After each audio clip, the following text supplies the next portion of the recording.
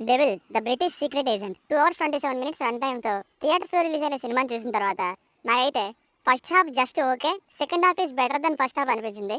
ఓవరాల్గా one time watchable film అనిపించింది. ట్రైలర్లో చూపించిన యాక్షన్ సీన్స్, విజువల్స్ అన్ని ఆ క్లైమాక్స్ ఫైట్గా పరిమితం. మిగిలినంతా 1940s టైంలోనే మెజారిటీ అంతా టాకీ పాటుతోనే రన్ అయింది. ఫ్యామిలీతో చూడొచ్చు అంటే చూడొచ్చు, అడల్ట్ కంటెంట్ ఏం లేదు. బేసిక్ స్టోరీ లైన్ ఏంటంటే 1940sలో ఒక ఇంపార్టెంట్ పర్సన్, అది ఎవరన్నది నేను చెప్పను, ట్రైలర్లో కూడా చూపించలేదు. సో 1940s సినిమా స్టార్టింగ్ లో జమీందార్ గారి కూతురు తన రూమ్ లో హత్య చేయబడి ఉంటుంది. అసలు ఆ మర్డర్ చేసింది ఎవరు, ఎందుకు చేశారు, ఇందులో బ్రిటిష్ సీక్రెట్ ఏజెంట్ గా కళ్యాణ్ రామ్ గారి రోల్ ఏంటి, అసలు ఏం జరిగింది అన్నది story. Plus points, second half plus point అని చెప్పాలండి. కళ్యాణ్ రామ్ గారి యాక్టింగ్ బాగానే ఉంది. అండ్ సెకండ్ హాఫ్ లో ఆయన చుట్టూ తిరిగిన డ్రామా కూడా కొంతవరకు ఎంటర్టైన్ చేసింది. సెకండ్ హాఫ్ లో రివీల్ అయ్యే ట్విస్ట్లు, ఒక ప్యాట్రియాటిక్ స్టోరీని మర్డర్ మిస్టరీగా కనెక్ట్ చేసిన పాయింట్ అండ్ ఆ మిస్టరీని రివీల్ చేయడం బాగున్నాయి. అండ్ ఆఫ్టర్ విరూపాక్ష, సంయుక్త మేనన్ గారికి మంచి స్కోప్ ఉన్న రోల్ మళ్ళీ దొరికింది.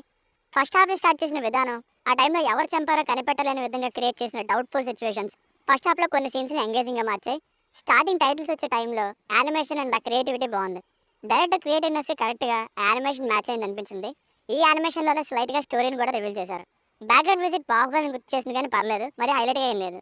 And most important, last but not least, cinema మొత్తంలో మెయింటైన్ చేసిన ఓల్డెన్ డేస్ లాగా అనిపించే సినిమాటోగ్రఫీ. మైనస్ పాయింట్స్, ఫస్ట్ హాఫ్లో థ్రిల్స్ తక్కువ. ట్రైలర్లో చూపించిన యాక్షన్ షాట్స్ చూసి డెవిల్ సినిమా అంతా అలానే ఉంటుందేమో అనుకుంటే పొరపడినట్టే. జీరో ఎమోషన్స్ సినిమా మొత్తం. ఫ్రీడమ్ ఫైటింగ్ ఎమోషన్స్, ప్యాట్రియాటిజం ఉన్నట్టు చూపిస్తారు కానీ దేశభక్తి ఉట్టి పడిపోయేంత ఆ ఎమోషన్నే కనబడలేదు. ఫస్ట్ హాఫ్లో షోలో వచ్చే సాంగ్ అసలు అక్కర్లేదు, ఏదో ఐటమ్ సాంగ్ లాగా సెట్ చేశారు.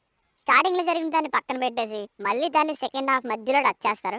ఇంట్రొడక్షన్కి ఒక ఫైట్, ఇంటర్వెల్కి ఒక ఫైట్ అన్నట్టే ఉంటుంది హీరో క్యారెక్టర్ ఫస్ట్ హాఫ్లో. సెకండ్ హాఫ్ మధ్యలో బాహుబలి విజయం కూడా అనిపిస్తుంది.